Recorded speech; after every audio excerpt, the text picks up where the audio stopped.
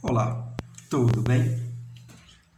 Certa vez um pastor muito conhecido chamado Billy Graham disse o seguinte: a Bíblia é mais atual do que o jornal que irá circular amanhã. É interessante que o plano de fundo histórico, quando o Billy Graham falou isso, seriam aqui as preocupações do ser humano com o futuro.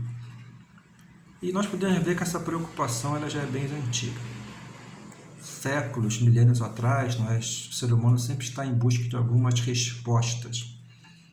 E algumas perguntas que foram feitas são as seguintes: de onde nós viemos? Por que estou aqui? Para onde eu vou? E mediante as tantas respostas, múltiplas respostas e algumas bem criativas, eu particularmente prefiro ficar com as revelações contidas na Palavra de Deus. A Bíblia nos ensina lá em Gênesis que a nossa origem está em Deus. Deus criou todo o universo, por último criou o ser humano, para que possa viver com ele eternamente em comunhão. Mas em Gênesis também nós podemos observar que ali entrou o pecado, veio a queda, o afastamento do ser humano para com Deus. E os séculos foram se passando, e mais uma vez Deus se revela ao homem, um homem chamado João, apóstolo do Senhor, e revela o Apocalipse para ele. Lá no Apocalipse, Deus mostra que o destino nosso está em Deus. A origem começa em Deus, nosso destino também está em Deus. Uma das dificuldades do ser humano é conseguir entender isso. A vontade abrangente e a vontade específica de Deus. A vontade abrangente de Deus é que todos se salvem. Isso nos fala, nos é mostrado em João 3,16, quando nos diz o seguinte: porque Deus amou o mundo de tal maneira que deu o seu Filho unigênito, ou tem o seu único Filho, para que todo aquele que nele crê não pereça, mas tenha vida eterna. Então a vontade abrangente para com o ser humano é que todos venham arrepender-se, crer em Jesus, experimentar uma vida plena, uma vida eterna. Mas também tem a vontade específica. O que será que Deus quer para a igreja hoje, para os que creem em Jesus hoje, no século XXI, esse século de tantas dúvidas, de tantas incertezas, de tantas dificuldades? Lá em 1 Pedro 2,9 nos fala o seguinte: mas vós sois a geração eleita, o sacerdócio real, a nação santa, o povo adquirido, para que anuncieis as virtudes daquele que vos chamou das trevas para a sua maravilhosa luz. Temos aqui vontade específica. Deus quer que nós vivamos uma vida para glorificá-lo. Deus quer que nós anunciemos a sua palavra.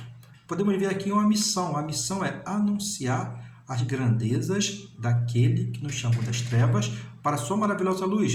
E Deus nos coloca nessa condição, uma geração eleita. Fomos separados por Deus, um sacerdócio real, podemos interceder pelo povo e temos cada vez mais que clamar pelas pessoas, clamar por nós mesmos. A Bíblia fala que uma vida tem que ter uma nação santa, essa nação que tem que ter uma vida de santidade para com o Senhor, porque sem santificação ninguém verá o Senhor. A Bíblia fala que nós fomos adquiridos. A salvação é de graça, mas o preço foi muito alto. Jesus pagou o preço de derramar o seu sangue na cruz em nosso lugar. E agora tem uma missão: anunciar. Anunciar de que forma? Anunciar agora pela internet, anunciar através de visitas, de cultos, de eventos pessoais, anunciar levando a mensagem, anunciar a bondade e a grandeza de Deus. Lembre-se, a nossa origem e o nosso destino estão em Deus.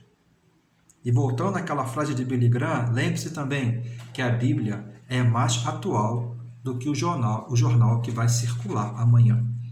E é interessante quando pensamos sobre isso, lá em Mateus 24, começa a falar sobre os sinais que precederiam o retorno de Jesus. Jesus pregando sobre aqueles sinais, anunciando e falar de guerra, rumores de guerra, pestes, terremotos, tudo isso acontecendo, anunciando tudo isso iria acontecer. Mas lá no verso 33 nos fala o seguinte: igualmente, quando virdes todas estas coisas, sabei que ele está próximo, está às portas. Sabe o que significa? cada vez mais está mais próximo o retorno de Jesus. E, paralelamente a isso, eu tenho que entender também que cada vez está mais próximo o fim da minha existência, porque eu sou finito aqui nessa terra. Mas a Bíblia nos garante uma vida e uma vida eterna. Então, qual é o conselho para encerrar essa meditação? Meu conselho, minha oração, meu apelo é: ajuste a sua vida com Deus. De que forma? Primeiramente, se você não reconheceu o amor de Deus, se você não entregou a sua vida a Deus, se você não experimentou uma nova vida que só podemos receber em Jesus Cristo, entregue sua vida a Jesus. E para aqueles que já fizeram isso, tomaram esse posicionamento, o desejo é que viva uma vida que honre e glorifique o seu Senhor, anunciando a palavra cada dia, pois próximo está o nosso encontro com o nosso Senhor. Levantai os vossos olhos e alegrai-vos, porque grande será a revelação de Deus para aqueles que creem.